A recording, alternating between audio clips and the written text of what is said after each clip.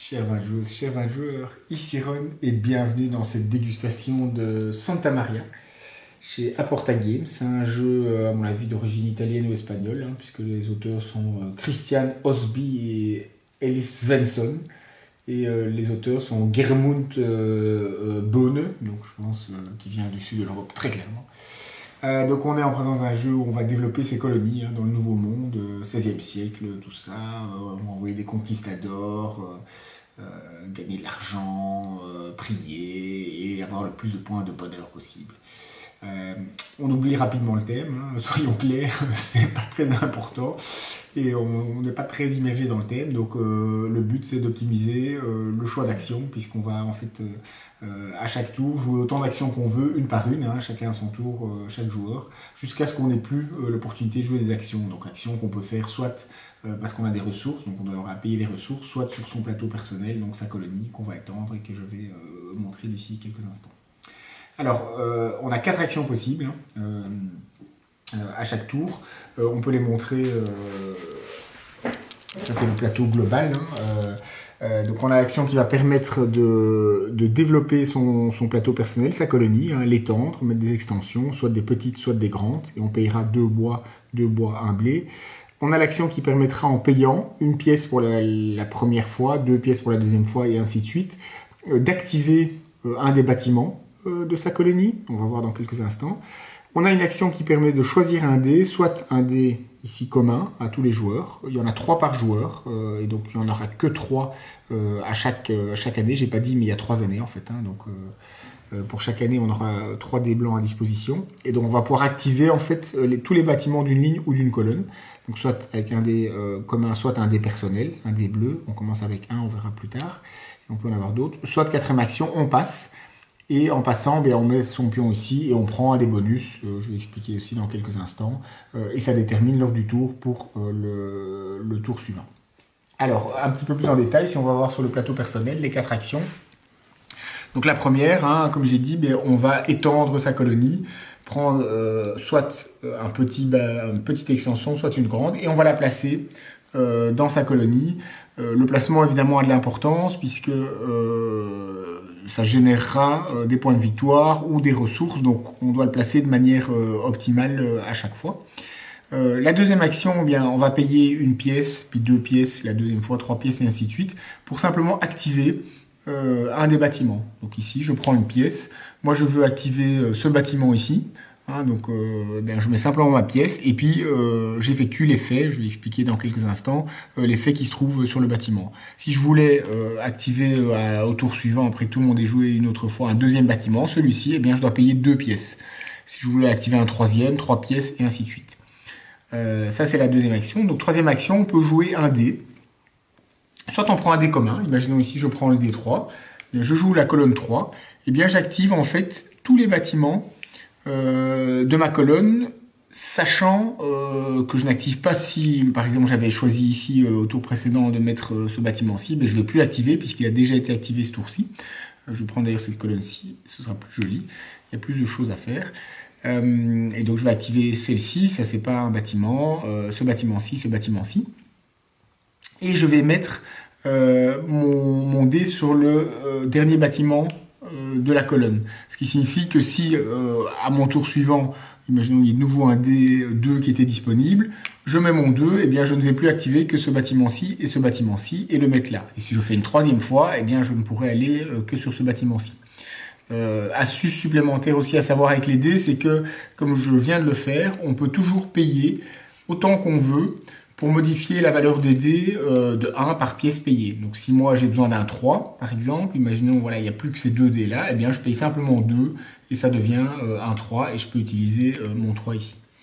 Donc soit un dé commun, sachant qu'il y en a 3 par personne, mais il y a évidemment une compétition, puisque si cette configuration ici, imaginons, moi j'ai besoin d'un 6, il y a déjà un 5, je devrais payer 1, puis il y a plus que des 4, je devrais payer 2, donc on va peut-être me dépêcher pour essayer d'avoir le 5, ou vice-versa, j'ai besoin d'un 1, il n'y en a qu'un, là je dois vraiment me dépêcher, parce qu'après les 4, ça coûte cher pour les remettre à 1. Donc là, il y a quand même de l'interaction indirecte importante. Et donc on peut aussi choisir un des personnels, et là on va activer exactement de la même manière, mais une ligne. Donc ici, si je prends le 3, ce bâtiment-là est déjà activé et je ne le fais pas. ce bâtiment-ci, et je termine en mettant mon dé pour dire ce bâtiment-ci n'est plus activable à cette année-ci. Donc ça, c'était la troisième action. Et la quatrième action, eh bien, je vais simplement passer et donc choisir un des bonus qui se trouve là. Donc là, c'est 2 pièces. Là, c'est prier. Là, c'est faire avancer son conquistador. Je vais y venir. Et là, c'est envoyer un bateau. Donc 2 pièces, c'est facile. Prier. Et on a aussi des actions prier sur son plateau de jeu personnel. Hein. Donc ce sont les mains qu'on voit ici. Hein. Donc voilà, il y en a une là, il y en a une là, et ainsi de suite. Eh bien, ça va me permettre d'avancer sur la piste de prière ici. Donc on commencera ici, hein, vous voyez, on a terminé assez loin. On voit ici le 1, ça veut dire qu'on commence avec un dé bleu, hein, le dé personnel pour les lignes. Et dès qu'on passe ici, on va avoir un deuxième dé qu'on va directement lancer et qui sera disponible. Et ici, un troisième dé. Et chaque fois qu'on passe ici la petite image de moine, eh bien on va gagner un moine. Hein, donc c'est un petit jeton ici, personnel, chacun en a 6. Et on va pouvoir le placer sur une des cases que vous voyez ici. Hein, il y en a tout plein déjà partout, fin de partie. Ce qui permettra soit d'avoir des bonus récurrents.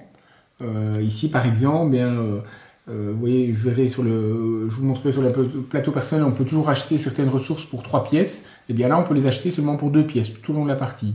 Ici, ça permettra de récupérer. Hein, j'ai expliqué qu'on pouvait activer des bâtiments en payant autant de fois qu'on veut, tant qu'on a de l'argent. Et bien là, on peut récupérer l'argent qui se trouve sur un bâtiment à la fin de son tour. Donc si par exemple on a payé 1, puis 2, puis 3, ben, on récupère les 3. Là, chaque fois qu'on place un dé sur une colonne qui a au moins 2 bonhommes, bien on gagne une pièce, 4 bonhommes, 2 pièces, et ainsi de suite. Ça donnera aussi des points à la fin de la partie. Ça sont des tuiles qui permettent de gagner des points en toute fin de partie. Donc voilà, là on fait un carré 3x3, 4x4, 5x5 sur son plateau personnel, ben on gagne 4, 7, 10 points. Sachant que là, on paiera aussi 2 pour l'avoir. Et ici, là, ça permettra d'avoir soit des ressources, soit des points de victoire immédiatement. 3 points, 1 or, 2 pierres précieuses, 2 sel. Donc ça, c'est l'action prier. L'action conquistador, elle permet d'avancer ici sur la piste du conquistador.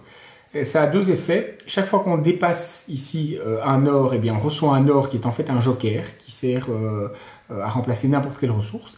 Et deuxième effet, c'est que à la fin de chaque âge, on le voit ici, eh bien, le premier joueur, celui qui est le plus avancé sur la piste de Conquistador, va gagner. Alors à 2 joueurs, il n'y en a qu'un seul, c'est 4 points. À 3 joueurs, comme c'était notre cas ici, le premier qui est le plus loin, 6 points, le deuxième 3 points.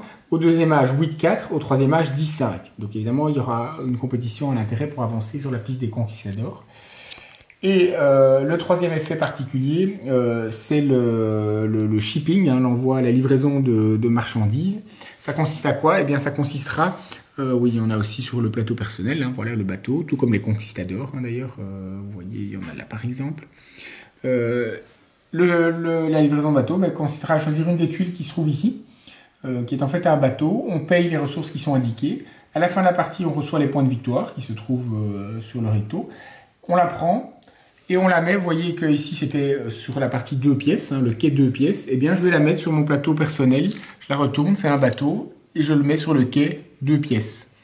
Donc outre les points de victoire à la fin de la partie, eh bien à la fin de chaque âge, en 3 âges, eh bien je vais gagner autant de pièces qu'il y a de bateaux, enfin 2 pièces par bateau, ici 4. Je vais gagner 3 conquistadors, donc je vais avancer mon conquistador de 3. Je vais prier une fois, avancer mon bonhomme de prière une fois, et je vais gagner un point de victoire. En outre, à la fin de la partie, je vais y venir, et bien pour chaque colonne complète de bateaux, on gagne également 3 points. Donc ça, c'était l'action shipping, hein, envoyée. Et on joue les 3 âges, et quand on a terminé, on compte les points, donc tous les points qu'on a accumulés, puisqu'il y a certains bâtiments qui permettent de, par exemple, transformer des ressources en points. On compte les points qu'on a gagnés ici avec les tuiles particulières. On gagne 1 point par 3 pièces. Voilà, c'est mentionné ici. On gagne 1 point par bonhomme donc qui se trouve sur les tuiles, hein, sur les dessins. On peut voir ici. Par bonhomme qui se trouve dans une ligne ou une colonne qui est complétée. Donc, cette colonne-ci est complète, il y a un bonhomme, 2 bonhommes, c'est 2 points. Par contre, cette colonne-ci n'est pas complète, donc les 2 bonhommes valent 0. ici aussi. Par contre, si je prends cette ligne, de nouveau 2 bonhommes, 2 points, cette ligne, 4 bonhommes, 5 bonhommes même, 5 points. Donc, un point par bonhomme sur ligne complétée. Et enfin, 3 points par colonne de bateau, comme je viens de l'expliquer, qui est complète. 3 points. Et je crois que j'ai oublié aucun point, je pense. Au final, mais on se retrouve avec un jeu relativement classique, hein, de facture tout à fait connue, avec beaucoup d'actions, beaucoup de points, beaucoup de manières différentes de scorer, qui a priori est très très bien équilibré, qui fonctionne super bien, qui n'est pas un jeu d'ambiance, ça c'est sûr, hein, donc il y a pas mal d'interactions indirectes, mais peu d'interactions directes, donc discussion entre les gens, mais qui dans son style est tout à fait, est une réussite, et même une très belle réussite, équilibrée et sympa. Voilà, c'était la dégustation de Santa Maria, hein, chez Aporta Games, un jeu de Christian Osby et Elif Svensson avec Germund Bonne au dessin et l'illustration. J'espère que ça vous a plu. Et je tiens à dire, contrairement à ce que certains persifleurs ont mis en réaction sur le forum, que je suis toujours parfaitement sobre. Donc j'espère que ça vous a plu. À très bientôt.